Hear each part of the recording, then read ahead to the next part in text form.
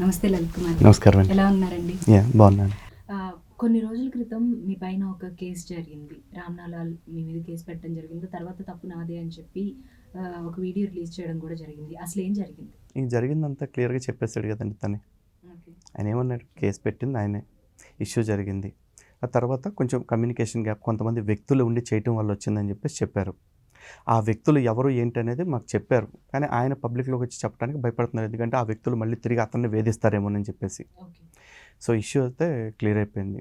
ఆయన స్వయంగా చెప్పారు కదా రామ్లాల్. అయితే నేను స్టార్టింగ్ ఇంట్రోలోనే చెప్పాను, హిందువులకి ఏదైనా ప్రాబ్లం వచ్చింది అంటే మీరు 1 సెకండ్ కూడా ఆలస్యం చేయకుండా వెళ్ళిపోతారు.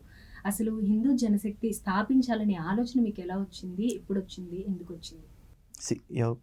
ఇందాక చెప్పాను కదండి, చాలామంది కొన్ని సంస్థల్లో ఇప్పటికీ చేరి పోరాటం చేస్తున్నారు.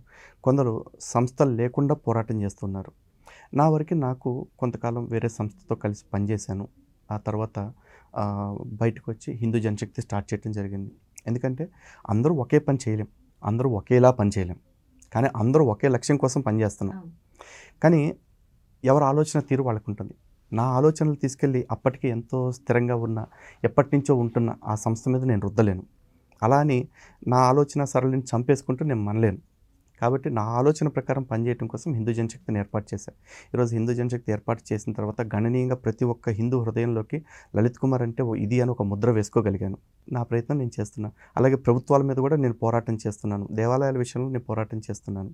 నేను మాత్రమే చేస్తున్నాను అంటే ఎస్ అఫ్కోర్స్ నేను అక్కడి నుంచి అన్నీ చేయలేను, చెయ్యను కూడా. ఎందుకంటే నాలాగే చాలామంది ఉన్నారు, ఎవరి పరిధిలో వాళ్ళు చేస్తున్నారు. కాకపోతే లలిత్ కుమార్కు ఉన్న యాడ్ ఆన్ అడ్వాంటేజ్ ఏంటి అంటే, లలిత్ కుమార్ వాక్కు, సరస్వతీదేవి కటాక్షం అనుకోండి, లేకపోతే దక్షిణామూర్తి అనుగ్రహం అనుకోండి, మాట్లాడటానికి నాకు ఒక అవకాశం దొరుకుతుంది. మాట్లాడి మీలాంటి వాళ్ళు అడిగినప్పుడు వెంటనే సమాధానం చెప్పగలిగే ఆ యొక్క కాస్త పరిజ్ఞానాన్ని అమ్మవారు ఇవ్వగలిగారు నాకు. సంతోషంగా ఉన్నాను, మాట్లాడుతున్నాను. దానివల్ల కాస్త గుర్తింపు ఎక్కువ ఉంది అంతే. కానీ నాలాగా గుర్తింపు లేకుండా పనిచేస్తున్న వాళ్ళు ఇంతమంది ఉన్నారండి.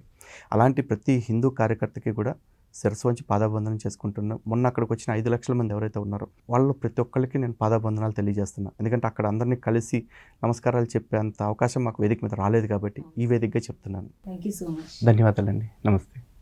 ఇది ఇవాల్టి ఇంటర్వ్యూ. ఇటువంటి ఇంటర్వ్యూస్ ఇంకా మరెన్నో ఆంధ్రప్రభలో మనం చూడొచ్చు. Thank you so much. Keep watching Andhraprabha.